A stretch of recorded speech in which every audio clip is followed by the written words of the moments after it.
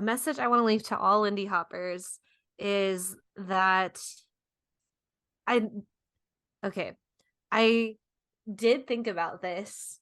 The Mm, first part is going to sound all wacky, mhm, but I will try to cycle back to make it make sense. But ultimately, this entire dance is made up, is mm, my message. And that you can like be historical and learn all of these wonderful things. But at the end of the day, it's about joy and being silly and creating things with mm, you, the music, and your partner, or just mm, you. And like whether or not it's quote unquote right is really up to you. I think if it feels good, if it's something that makes you happy, if it's something that brings joy to you, then that's how like you're doing it right. I think just because we talked about competition so much, I think yeah. I'll just leave a message that I was thinking about last night. I went to a big hip hop competition called Vibe Uh-huh. Vibe 2023, and I was just so inspired by I was so inspired by so many of the values that I saw that overlapped Lindy Hop. Um, Oh. like it's really really cool. Like on stage, they were like the MC is talking about how like just to remember that all of this is about community. It's all about connecting with each other and all about like I just it was so cool to see that, and it was inspiring to know that I don't know, even though like sometimes we get in our heads about like competing and like being the best that we can be, which again, like especially in hip hop, like people are like going after each other. Like it is like no holds bar, but at the end of the day, like we're only doing this because we love the community and because we love the dance. And it's about like being there and representing. And like I just like when we compete, we need to just make sure that we keep all of that, like keep a balance, like approach it with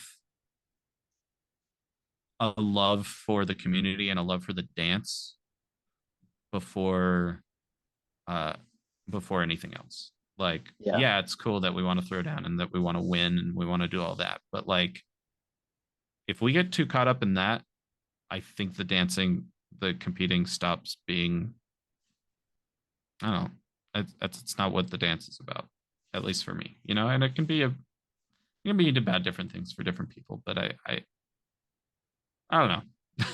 Sorry, I'm kind of wavering No, no, around no. with it, but like just care for people and care for the dance and respect where it comes from and shout for people. Oh man, that's one thing you do so well, Andre, is shout for people. Man, the hip hop competition, people are like leaving that place without a voice. Like cheer for people. Oh, I've actually started. I'm nerding out just for a second. I know you got to pee, but like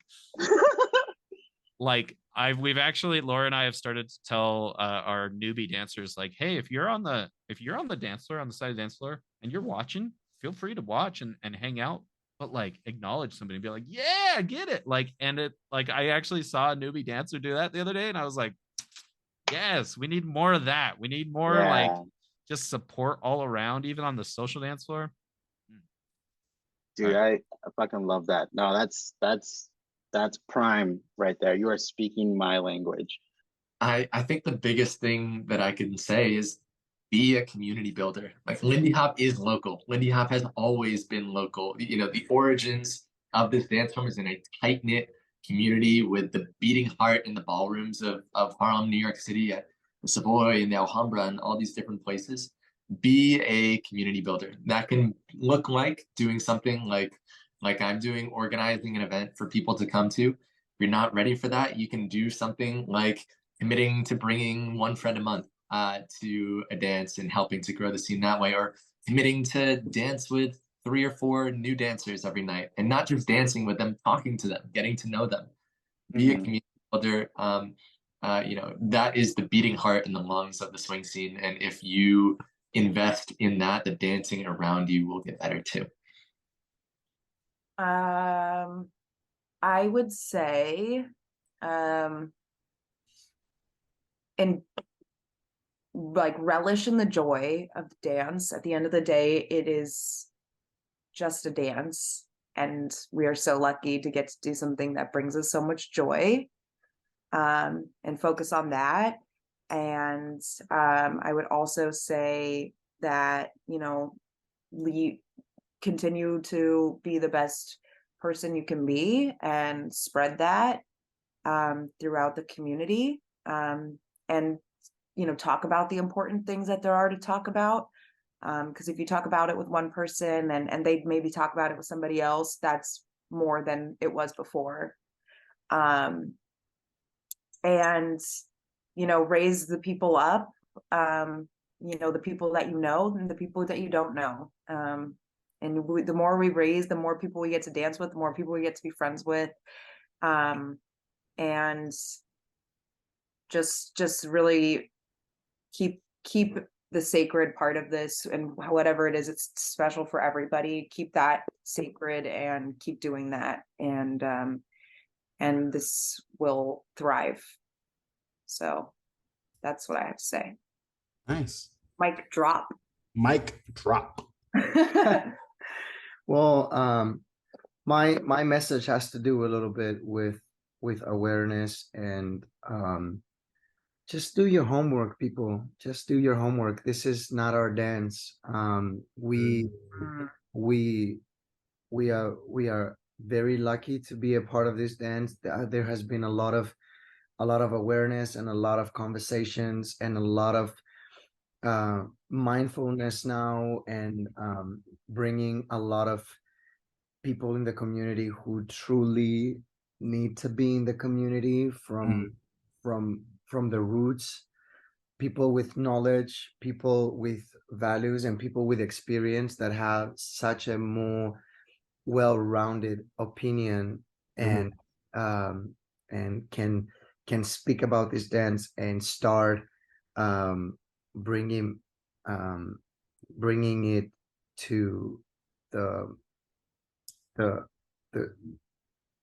true essence of it. And people like Latasha, and through the collective voices, I feel there's so much work that needs to be done. And in the whole way of why we do this dance, and I feel it's not in my place to say, but the homework we do through the music and through the origins, and knowing the dances, knowing the history, knowing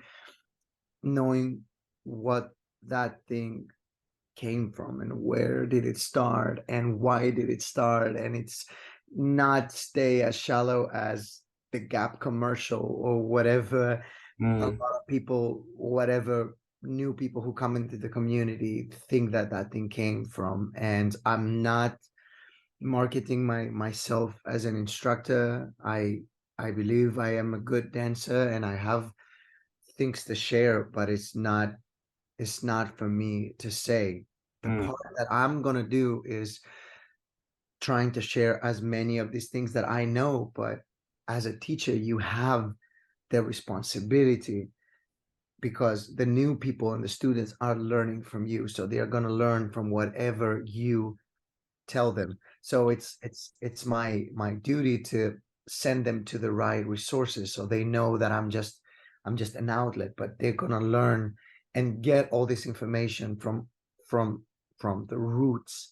And that has to do with the culture. It has to do with the culture of feeling of the music and the dance and the culture, and where is it coming from, and all the aspects of it coming together. We're not showing up, dressing up nice, and think that that's about it. And some people are gonna do that and are gonna be completely fine with it, but I'm not forcing anybody to do anything. That's not how it works. It's more of do your homework, know where that thing is coming from. It will put things into perspective, and eventually at the end, your benefit will be that you will be a better dancer. But this is not our dance. we're borrowing it. We are guests in it, and we are experiencing that love and all of these beautiful memories and building friendships that last for life Mm. through something that is not ours. So, not discouraging everybody or anybody to stop doing that, but do your homework, know where that thing is coming from, and I think this is kind of where the community is going right now, and I feel it has really been elevated after the pandemic, that a lot of this awareness started to come, and it was almost like a blessing for that thing to start weeding out and shaking up things and creating uncomfortable conversations and bringing things in the surface and having people talk and bring awareness, and I feel this is such an important thing right now, that my message is that do the homework, go and read, ask people, ask around, and trying to find out as much as information about that thing as you can, and not by Wikipedia. Watch the old clips, learn from these clips, okay, and not from a dancer that goes viral on TikTok, or like very oriented through platforms. Just go back to the roots and ask people who are like been here longer and been around to guide you to material to watch. Read the autobiographies of Frankie, of Norma, of all the important dancers that are no longer around but contributed so much. Do that research, and not just in swing dancing, how this dance started, like through Broadway, through the shows, through tap dancers, through it all started there. And do that. Even the documentary of Ken Burns on jazz, Yeah. which you might, if you find that somewhere, you can throw a link of that as well. He Mhm. starts from back in New Orleans, like at the turn of the century. It goes back.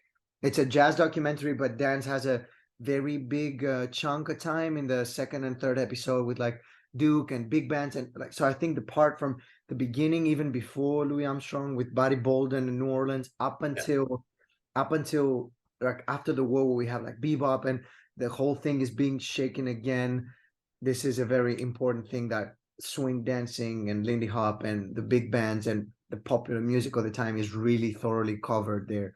So just do your research. Being curious about that is going to take you way further than just showing up and learning from whoever is teaching at that time. Be curious, doubt, question, and trying to find the most authentic aspect of that dance. This is my message. Yeah, that is so true. And I can't think of a better way to wrap up the podcast than with that message right there.